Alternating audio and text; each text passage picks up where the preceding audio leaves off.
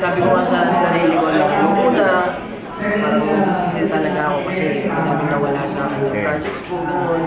And natanggal din ako kung saan-saan.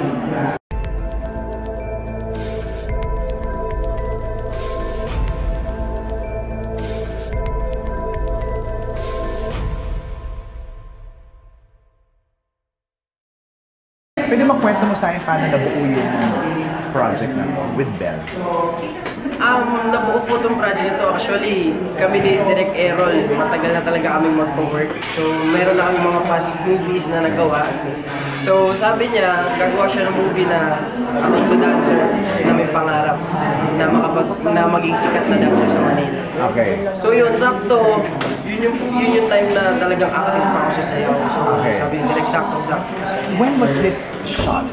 I think 4 years after. Oh, pre-pandemic pa. Opo, parang ako lang yung baby. Oh. Nung sinushoot pa namin. Medyo bagets pa rin si Bell. Opo, tapos payat pa ako. Payat pa kami ni Bell. Bakit na-delay naman delay? Direct mo kasi. Sige, mamaya ka pa yung direct. Pero, are you happy now na finally mapapanood mo siya? Super happy kasi syempre parang ako po yung talaga yung nasa main cast. Right. Sobrang happy ko po na mapapanood ulit nila ako sa sinihan, sa malaking TV pa. Right. So talagang I'm so blessed. I'm so very happy na makabalik sa pag-arte na mapanood ulit ng tao.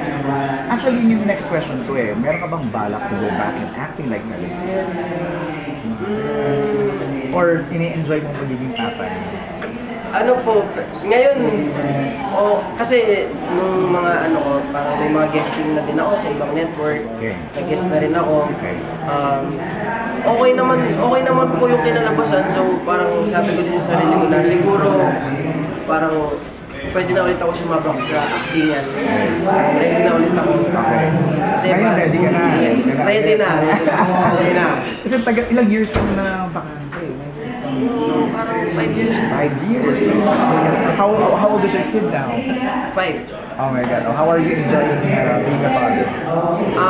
Ngayon, parang sabi ko nga sa sarili ko na muna, parang nagsisisi talaga ako kasi madaming nawala sa akin ng projects ko, gano'n.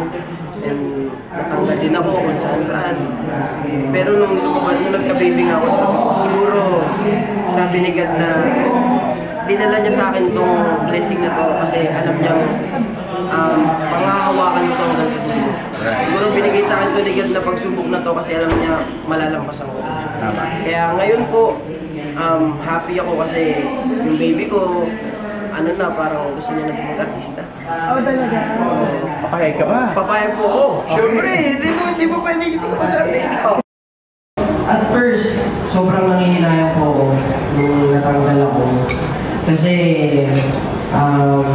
honestly, maraming nawalang projects, maraming mga sponsors na natanggal ako. Pero, yung kita sa Iril, sabi ko nga, ngayon may communication pa kami, sabi ko, sobrang saya ko para sa kanila. Kasi siguro, kanya-kanya naman po kami talaga ng landas ng buhay. Siguro kung para sa kanila yun, para sa kanila talaga, kung ito yung binigay sa akin ni God na buhay, para sa akin talaga to. Pero ngayon po, itong point sa buhay ko na to, ngayon hindi parang nawala sa akin yung panghihinayang ko. Kasi lalo na lumabas yung baby ko, sabi ko, yung panghihinayang ko parang napuno na lang lahat ng saya. Kasi nung lumabas yung baby ko, parang sabi ko, ito yung pinaka-blessing na binigay sa akin ni God, ito yung kapalit. So parang ngayon, sobrang saya ko sa buhay. Ngayon.